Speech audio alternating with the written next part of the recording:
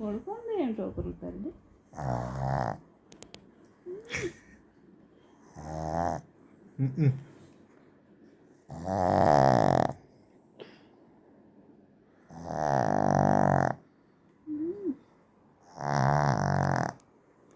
ఎందుకు నన్ను అడగ డిస్టర్బ్ మంచి పడుకోవచ్చు.